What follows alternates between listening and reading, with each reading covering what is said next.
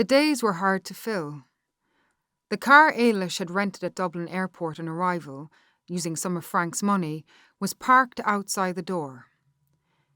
When she suggested going for a drive, her mother demurred. "Getting into a car might be possible, but I know I would never manage to get out of one. And what would we do then? I would be a holy show." At first, Eilis found the conversation at the table between her mother and Martin intriguing.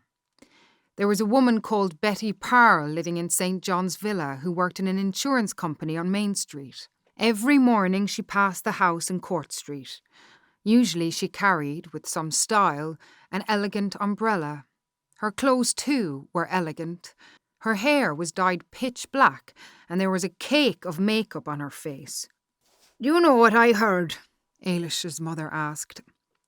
"I heard that Betty Parle wrote to the Pope. Oh, it was after her mother died and all the family had left the town and she was on her own with just umbrellas and her costumes and her makeup and that dyed hair of hers. And she was lonely, as you would be, and sad. But what did she do then?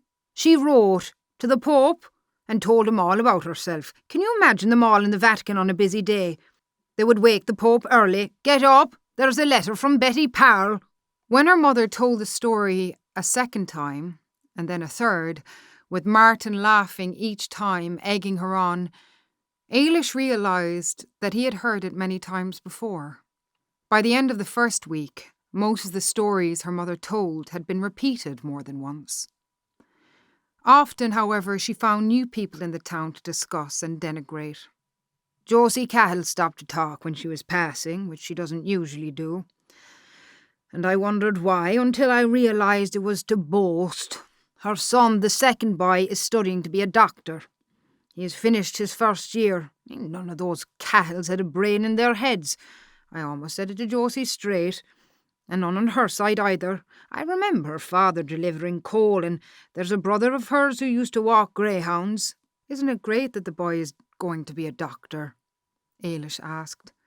"But no one in the town will go to him if he opens up here."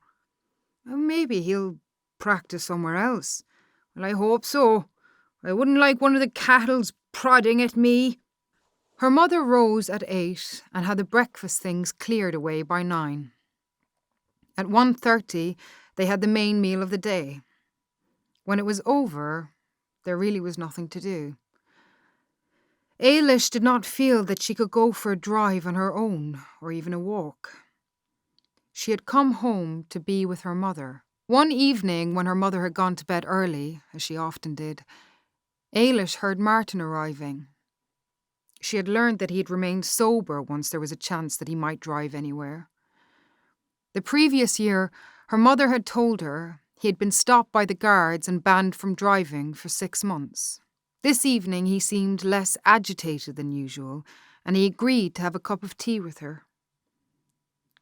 When she asked him about the pubs in the town, it was a way of making conversation. But as he went through his favourite haunts, she realised that she would soon be able to ask him about Jim Farrell and make the question seem natural. "My mother says you broke his heart," Martin said. "My mother says a lot of things."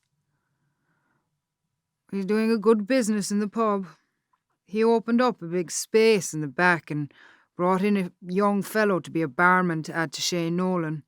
I've never met anyone who dislikes Shane Nolan." "And Jim Farrell himself?"